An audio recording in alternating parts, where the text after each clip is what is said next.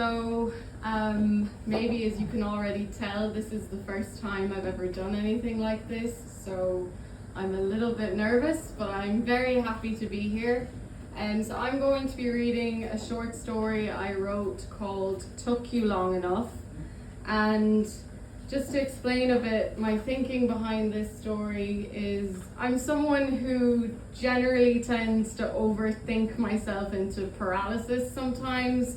I really can overanalyze a very basic social interaction, and I thought sometimes this kind of blocks me from writing, and then I thought, why not actually tap into it and make that the subject of a piece that I write rather than try shy away from it. So that's what this story is about. Okay, so I approach the house, double checking that Google Maps has led me to the correct address. I don't really need to though. The building is basically an advertisement for university accommodation. There is a mountain of bins piled up along the little stone wall and an impressive collection of beer cans and wine bottles. I can even see the corner of a neon road sign peeking through an upstairs curtain. This must be the place. I unlatch the gate, proud of myself for getting it to open smoothly on my first try, then immediately ashamed of myself for feeling proud of that. I press the buzzer, avoiding eye contact with the spider resting in a nearby cobweb. We don't have to be enemies, I tried to communicate with her telepathically. She seems to understand the message. The tinny sound rings out and I wait, feeling as exposed and naked as I did that time I had to get a lump checked out under my armpit, except now there is no kindly middle-aged woman with cold fingers gently poking my boob. I spread a smile across my face and hitch my bag up more securely onto my shoulder. My palms are sweating slightly. I wipe them roughly on my jeans, praying that nobody will shake my hand. Why on earth would you shake anyone's hand in the first place, you actual gobshite? I chide myself, shaking my head at the notion. Then I grow alarmed at my negative self-talk, which I know is a huge no-no. I had read an article during the summer saying that the key to making friends at college was to ooze confidence. All I'm currently using is perspiration. I shift uncomfortably in my boots, annoyed at myself for not having worn my runners. It had taken me hours to choose my outfit. I had scoured the social media posts of other girls from my class at school, zooming in on their faces and torsos, trying to see what intrinsically existed within them to make them so pretty, so natural, so happy. I tried on every item of clothing I owned and tore them off of myself again with the same frantic energy that doctors do to each other during heated moments of passion in medical dramas. It didn't matter that I combed my hair parting just so, or that I flicked out my eyeliner the way the influencers did.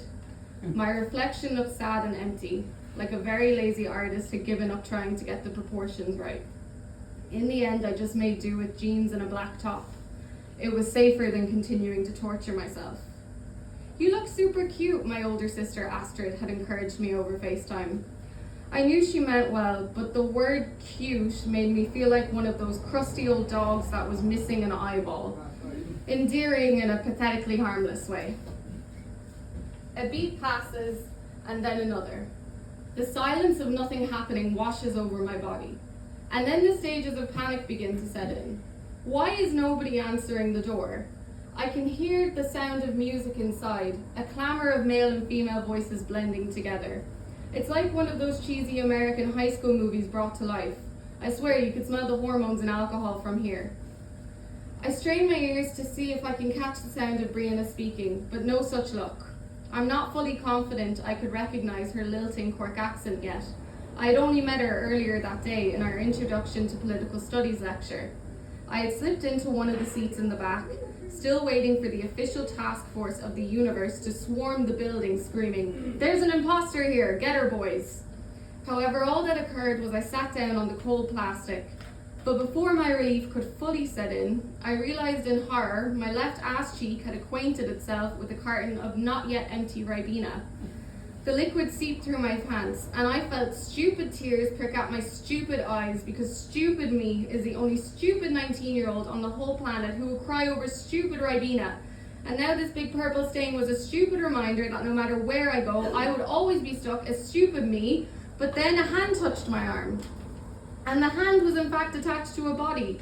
who I would later learn was named Brina. She smiled at me. "Sorry, girl, I should have given you the heads up about that chair, but at least now we match," she said, twisting around to show me a similar grape tattoo on her thigh. I blinked, scared to move too suddenly in case I broke the magic.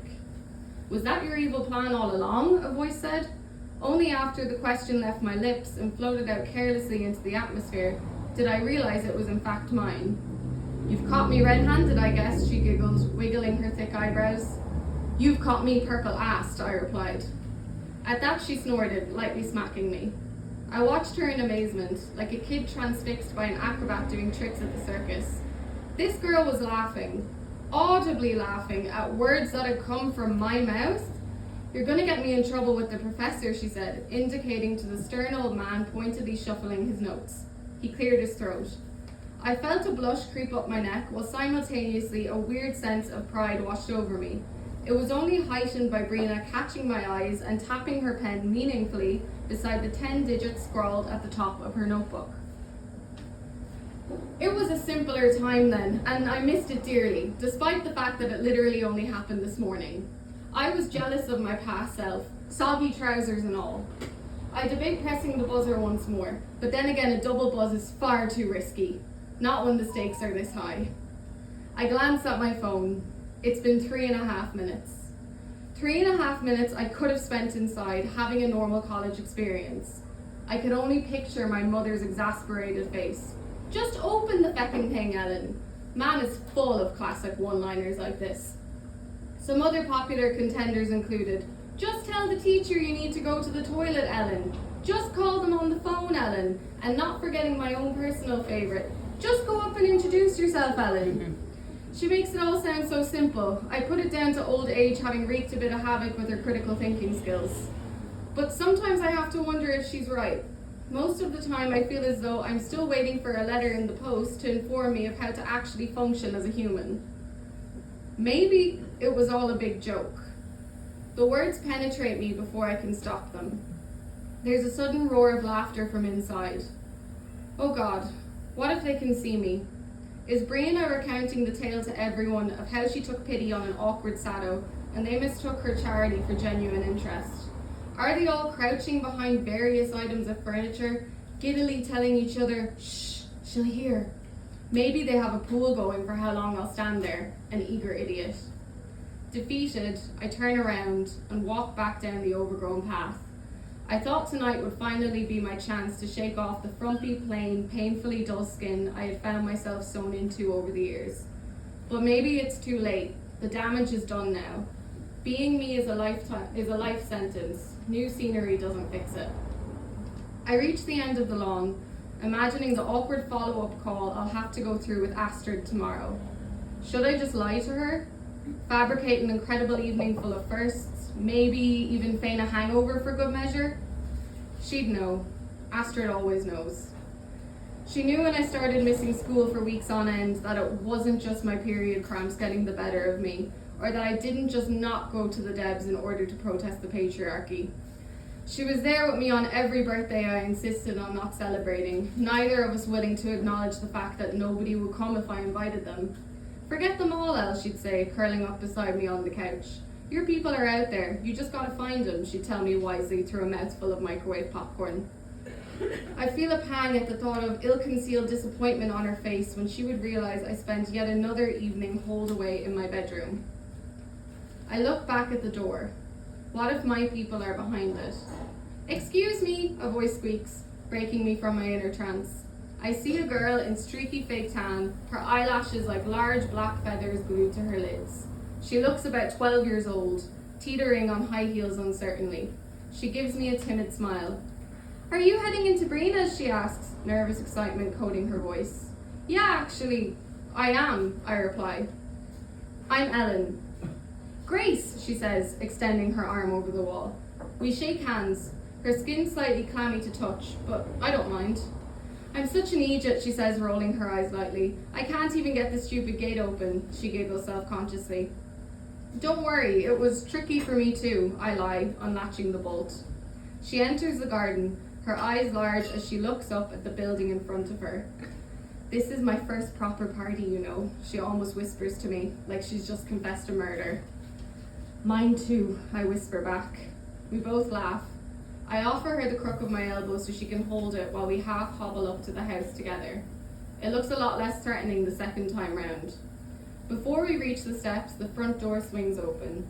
Brianna emerges, a rolled cigarette pressed between her lips. Elle, she beams. Took you long enough.